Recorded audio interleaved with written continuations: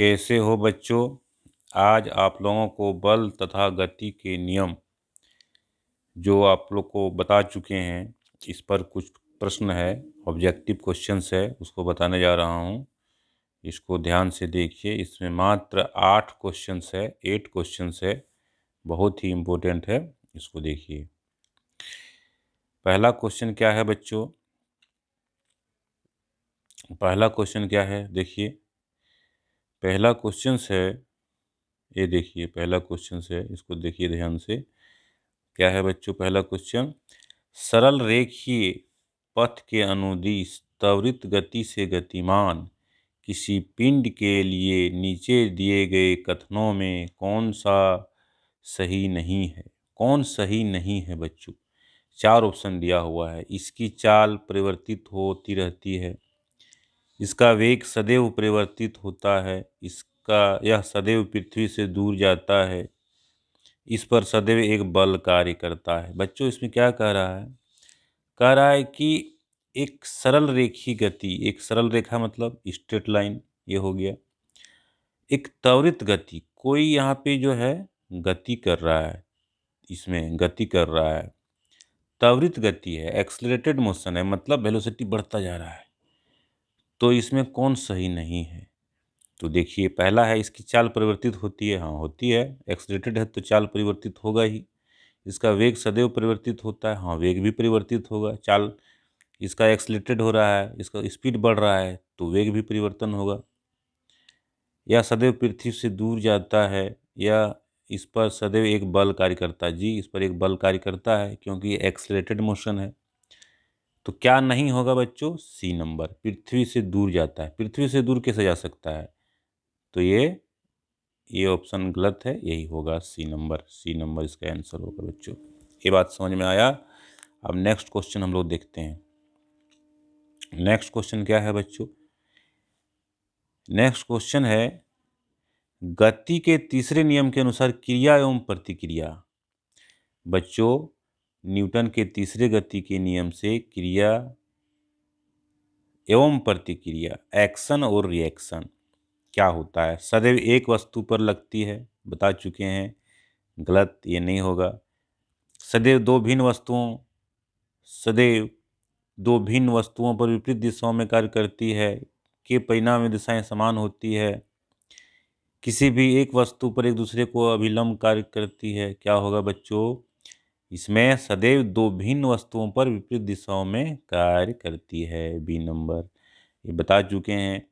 जब कोई न्यूटन का तीसरा गति नियम क्या है?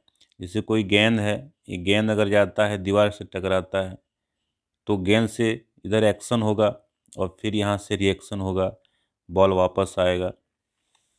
तो सदैव क्या होगा? दो विभिन्न वस्तुओं पे लगता है और विपरीत दिशा में लगता है। ये बात समझ में आया बच्चों? ये पढ़ा चुके हैं, तो बी नंबर ऑप्शन होगा। कितना आसान है। अब देखते हैं नेक्स्ट। नेक्स्ट क्या है ये देखिए। नेक्स्ट क्या है बच्चों? 3 नंबर।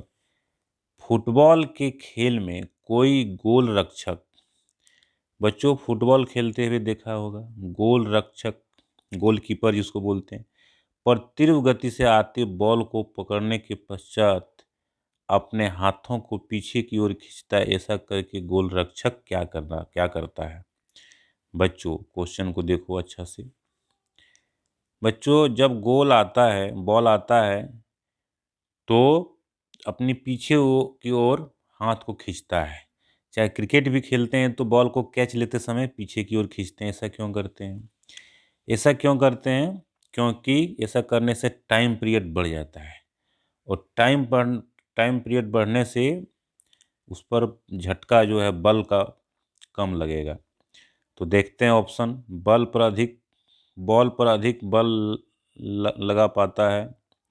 दूसरा है बल द्वारा हाथों पर लगाए गए बल को कम कर पाता है। संवेग परिवर्तन की दर में वृद्धि कर पाता है। संवेग परिवर्तन की दर में कमी कर पाता है। क्या होगा बच्चों? तो इसमें क्या होगा? संवेग परिवर्तन की दर में कमी कर पाता है। तो संवेग में परिवर्तन की दर में जब कमी आता है तो क्या होता है? संवेग परिवर्तन की दर जो है बच्चों कम हो जाता है, और कम होता है तो बल कम लगता है। तो इससे क्या होगा, डी नंबर ऑप्शन हो जाएगा बच्चों, क्योंकि बता चुके हैं F इक्वल टू एम भी माइनस यू बाय टी, और टी अगर बढ़ेगा तो F घटेगा, इसलिए संवेग में जो परिवर्तन होगा वो क्या होगा, घटेगा। तो बल भी कम लगेगा, तो संवेग परिवर्तन की दर में कमी कर पाता है। इससे क्या होगा, हाथों पर बल कम लगता है। तो ये बात समझ में आया। अब नेक्स्ट क्वेश्चन देखते हैं बच्चों। ये 4 नंबर है।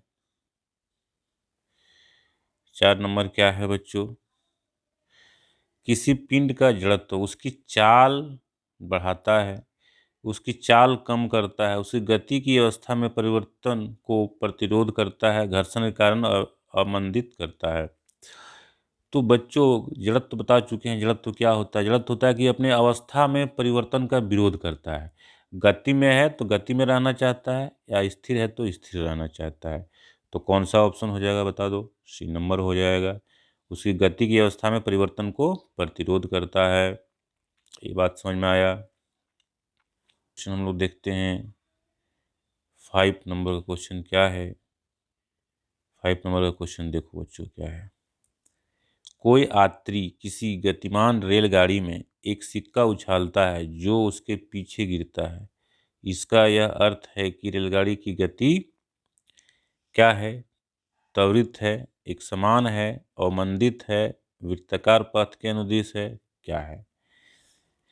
क्या होगा बच्चों, इसमें कह रहा है कि कोई यात्री किसी गतिमान रेलगाड़ी, कोई रेलगाड़ी है बच्चों, रेलगाड़ी झकझक करके जा रहा है आगे की ओर, ये रेलगाड़ी है, रेलगाड़ी जा रही है, एक सिक्का उछालता है जो उसके पीछे गिरता है, आगे नहीं गिरता है, पीछे गिरता है।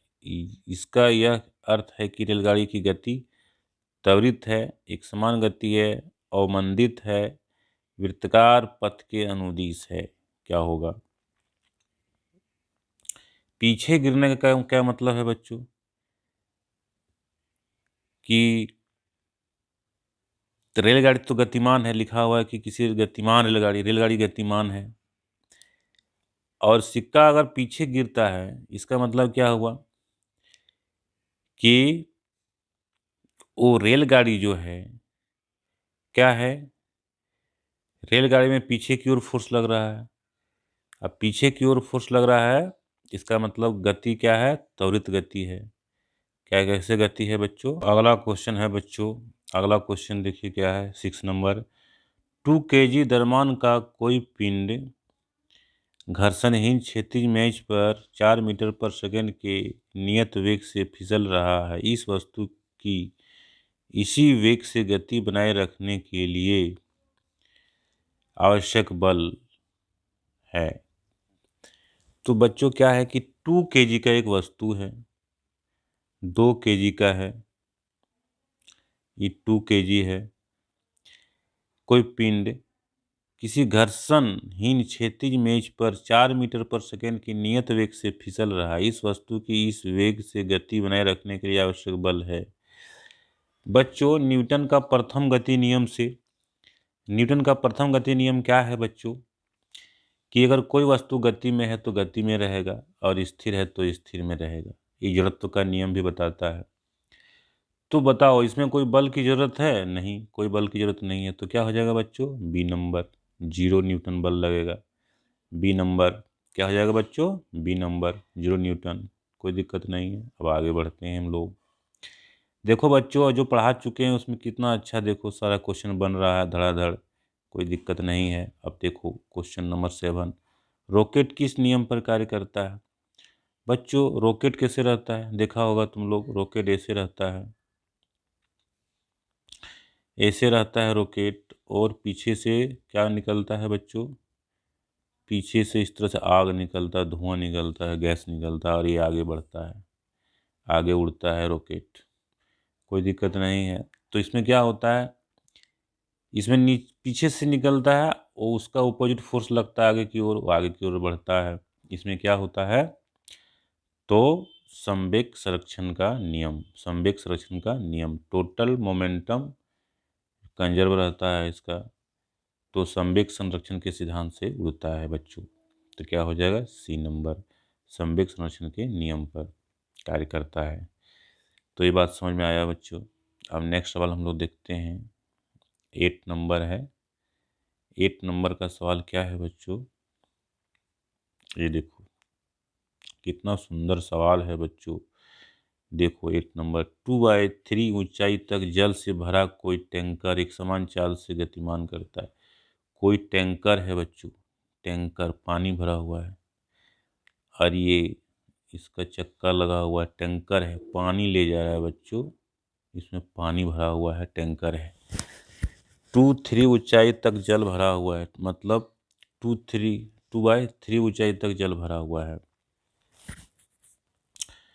तो 2/3 ऊंचाई तक कितना हो गया बच्चों, 2/3 ऊंचाई मतलब क्या हो गया, 2/3 ऊंचाई का मतलब होता है 66%, 66% लगभग पानी भरा हुआ है इसमें, टैंकर में। तो कह रहा है बच्चों कि अचानक अचानक जो है ब्रेक लगता है, लगने पर टैंक से भरा जल पीछे की ओर गति करेगा, आगे की ओर गति करेगा, प्रभावित नहीं होगा, ऊपर की ओर उठेगा, क्या होगा। तो इसमें बता चुके हैं बच्चों, क्या है, इनर्शिया ऑफ मोशन, क्या लगेगा इसमें, इनर्शिया ऑफ मोशन। अगर गति में है और अचानक ब्रेक लगता है तो क्या होगा, आगे की ओर पानी झुकेगा, आगे की ओर गिरेगा, तो क्या हो जाएगा बच्चों, आगे की ओर गति करेगा। बी नंबर, कितना आसान सवाल है। तो ये 8 क्वेश्चन था बच्चों इस चैप्टर से, और इसमें लघु उत्तरीय प्रश्न है, दीर्घ उत्तरीय प्रश्न है, तो उसको भी आप बनाओगे तो बहुत ही मज़ा लगेगा। तो ये बात समझ में आया। इसका दीर्घ उत्तरीय और लघु उत्तरीय प्रश्न जो है बच्चों, जो है इसका हम जो है व्हाट्सएप ग्रुप में डाल देंगे, दीर्घ उत्तरीय लघु उत्तरीय, उसको घर से बनाना है। ये 8 क्वेश्चन जो ऑब्जेक्टिव है, इसको समझ में आया होगा तो लाइक करना